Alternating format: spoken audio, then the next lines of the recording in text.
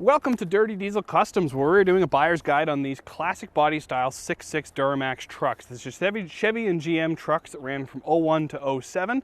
And whether you want one of these because that 6.6 Duramax under the hood just sounds so good, or that Allison behind it is so legendary in the diesel world, you want to see what it's all about, these trucks can be really great values. And even if you want to be like me and try to find one of those ZF 6-speed trucks, they're really nice to drive, and they have that independent front suspension that makes it drive a lot more docile than the other two brands. There's a lot to be said about these, but they do have their quirks, so we're going to look into those today. And one thing we're going to talk about is the fact that these trucks in their newest year at the time of filming are 15 years old, or they're like this one, they're 21 years old right now. There's things to look for if you're buying one, but they can still be really good work trucks. So let's get right into it. First thing I'll mention is when you're looking at a used vehicle, we want you to bring a scanner or an OBD2 sensor of some sort, or if you're actually going to plan on buying one of these trucks, the Edge CTS3 scanner may seem like an extra thing you don't necessarily need, but it actually does a really great job of telling you what your truck's up to. Your coolant temperature is 49 degrees. It'll tell you your voltage, your transmission fluid temperature. It's got a lot of information you can use, and actually in a little bit we're going to do an injector flow test using it. So if you're planning on getting a Duramax and you want to run a gauge or a scanner pod like this, Edge CTS3 is a really good thing to both buy ahead of time and bring with you on your drive so you can monitor all things. But at the same time, it's just also a nice thing to have, so when you own the truck, you can keep an eye on all the fluid temperatures and make sure your truck's going to run as long as you want it to. Rust. There's no real way to sugarcoat this. I mean, rust at this age of a truck is an issue. And we usually say around the shop, fender flares are not there because they look better than the paint. Fender flares are there because they look better than the rust.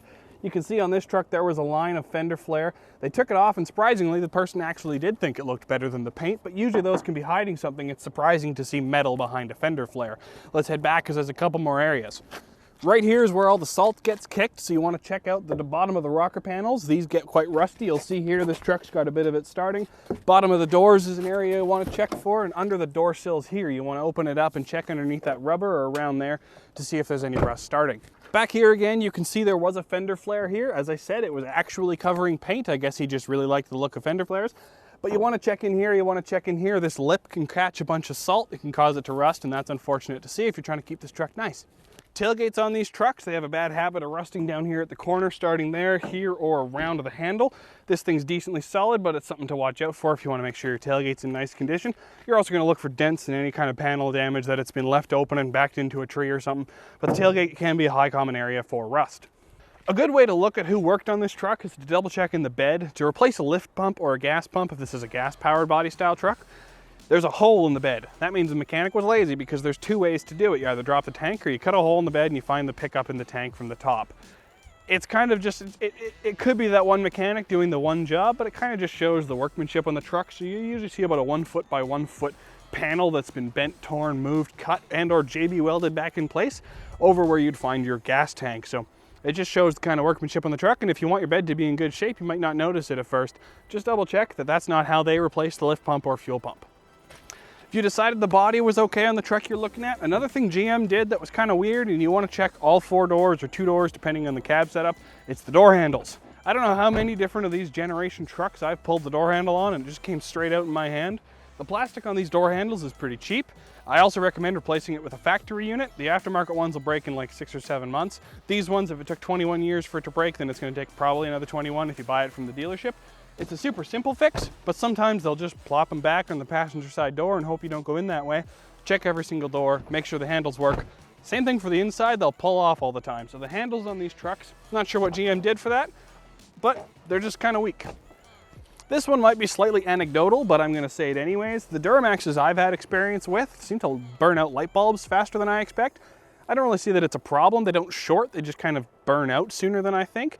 So the Duramaxes that have quite a bit of lights, you want to double check when you walk around it that they all work, and then as you own the truck, you want to make sure that you're just on top of it. So we're in the cab. This is your proverbial home. This is where you're going to spend the most time. I'm just going to point out some common wear spots on these Duramaxes. Power window switches. You'll see even this one's a little bit loose. It's a very common problem on Duramaxes. I see it on almost every single one of these trucks in the old classic body style. Really what you want to check for is if it does come up, make sure that the little tab that it slides into isn't broken from someone repeatedly smashing it into place without buying a new switch bevel. If it is, then you can't really replace it with another one because the place where it would go is gone.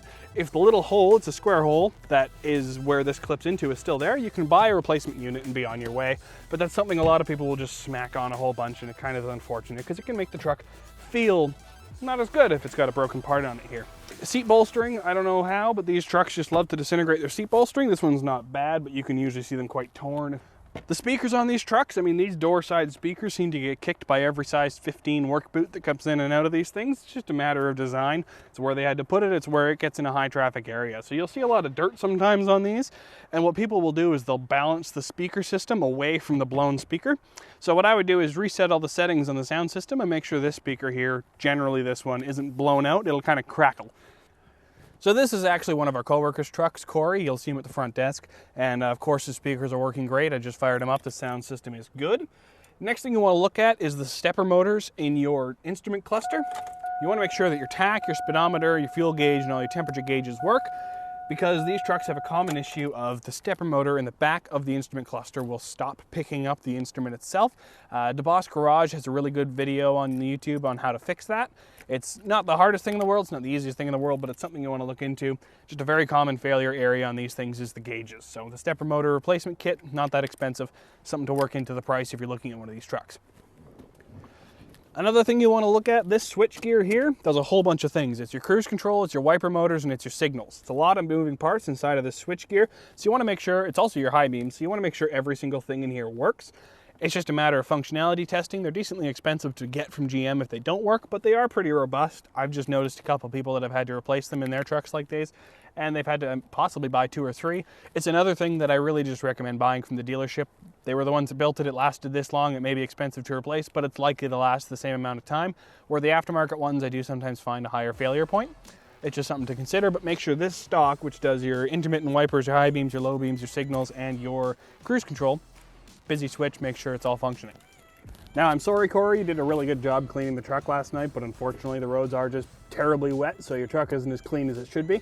But anyways, the LB7 trucks, the early generation trucks, do have a common head gasket issue. So when you're looking at yours, if that's the model that it is, or even if it's not, you want to double check your oil. Doesn't look like a chocolate milkshake. You want to make sure it looks like golden oil or dark oil, just so long as it's not like milky and frothy. That's when you have a bad head gasket issue.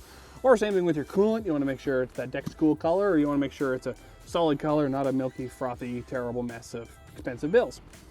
Another common problem with these trucks, the injectors are underneath the valve covers, and these injectors have a bad habit of going. Unlike the later models, especially the LBZ, where the injectors can be removed without taking the valve cover off, it's an in-depth process to replace one of these. I know Corey had to replace it when he first got it. Later generations, they pretty much figured them out. We're going to do a flow test as well when we're in the shop, so that'll give us another idea of what's wrong with the truck, if there are any injector problems. Transmission fluid should be pink. Transmission fluid should smell sweet. If it smells burnt, like burnt toast, truck's not having a stroke. It's probably just slipping its transmission and it's going to need a rebuild.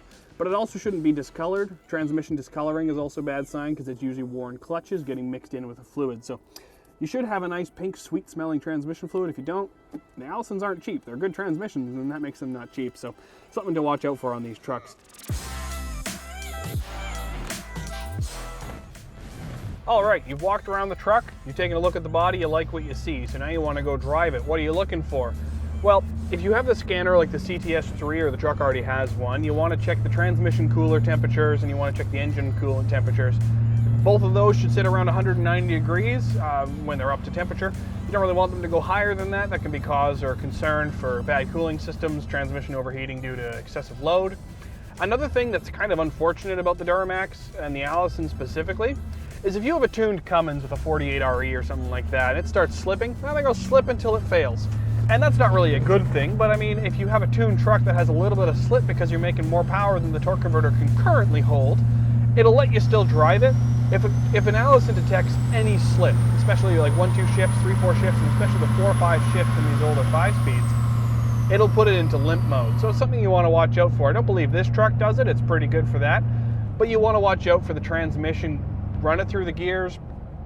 As I said, it's not really a bad thing. It's causing itself not to slip and wear out its clutches. But if you have a tuned truck, you pretty much have to go for a tuned or an upgraded transmission almost right off the bat if you put any kind of power towards these things. So it's something to be mindful of. The Duramax doesn't really have common drivetrain vibrations to look out for. When I was talking with the Cummins 48RE and the 3rd gens, the 2-piece drive shaft will sometimes cause vibrations that'll take out the tail housing. That's something to watch out for. The Duramax doesn't really have that as a regular common failure point. Vibrations as you drive along are usually caused by wheels on that particular truck or out of balance drive shafts from hitting something on that particular truck. There isn't like a common, oh, it's going to vibrate and here's what you look for. The Duramaxes are usually pretty solid drivers, but they do have an Achilles heel. The steering box, what you want to look out for is hard points in the steering if you're doing a tight turn, and you want to look out for slop. The truck kind of wanders all over the place. It could be your outer tie rod ends and your ball joints being bad, but it also could be your steering box. We have replaced a bunch of steering boxes on trucks in the shop, but if you're looking for other front end components, control arms, ball joints, wheel bearings, and outer tie rod ends, we really enjoy Kryptonite products. They have lifetime warranties. They're really strong. We sell a ton of them. We put them on all kinds of vehicles that come through the shop. They're really good for the rest of the components, and they have lifetime warranties for the people who buy them.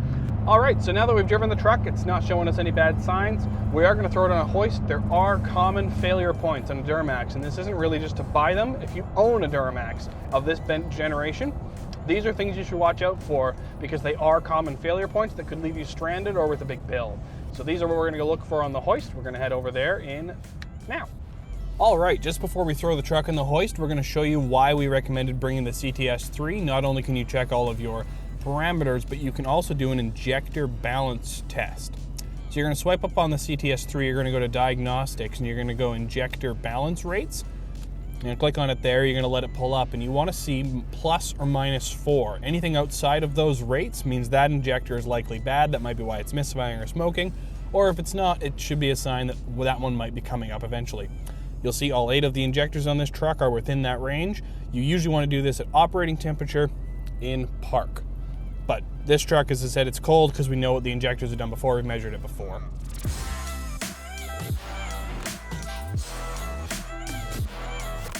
All right, so I'm going to keep this one a lot more short form because there's not too much I want to show you underneath this truck. I'm just going to take my mechanic light and point out things that I'm aware of on these trucks. First off is the lower rad hose. You'll see it there. It actually rubs up against the sway bar, and this one already has a bit of a rub into it, so we might want to replace it. What happens is it'll rub through, blow all your coolant out in one go, and it'll either seize your motor if you don't notice your temperature gauge get really high, or it'll just leave you stranded because you have no coolant. It's a very common issue on Duramaxes of 01 to 07. I've seen it happen on LBZs down to LB7s. They just happen to like rubbing those lines out. Another thing that likes to get shorted or rubbed is this TCM harness that runs all the way from your transmission, your frame rail up to the front of your truck. It is a very common place for it to get rubbed anywhere there, and the wires will short and cause your TCM to not shift right, have a limp mode cause, something like that. Now, the front suspension on these trucks are independent, more like a car setup than the live axles the truck has. So you want to make sure your upper lower ball joints don't have that much play. There's no ripped boots, destroyed boots. You want to just make sure that that's all there because they do have a tendency to wander. Up here you'll see your TCM cooler lines. They run from your transmission. They're very susceptible to leaking here. These ones seem to be okay, but they do run along the transmission, the oil pan, over your axle, up past the steering and into your front TCM cooler, or your transmission cooler, sorry. They are known to leak, so it is something you want to watch out for. Back here you have your transfer case. There's something called the pump rub. The actual hydraulic pump inside the transfer case will rub through the case. You'll see a crack around there, or you'll see a big leak. You want to double check that that hasn't happened. You'll notice here there's a bit of a fix on the bottom. There might have been something that happened. They just wanted to fix that. But you do want to make sure you check for that. Check the fluid to make sure it's not metallic or that there is some. These output shaft seals, like anything, you want to check your output shaft seal, your input to the front diff, and your diff seal back here to make sure they're not leaking. Check the shocks and springs. That's regular car shopping. Really, I want to point out the Duramax specific problems like those I said before. All right, so that was our take on the first gen Duramaxes, the classic body style trucks. I've owned a couple myself, and then this is Corey, so thank you for letting us use the truck for this video. If we missed something, please let us know. We don't know everything, but we do have a bit of experience with these things. And if you want to see another truck we do a buyer's guide of, throw it down in the comments there. Thanks for watching. This is Dirty Diesels.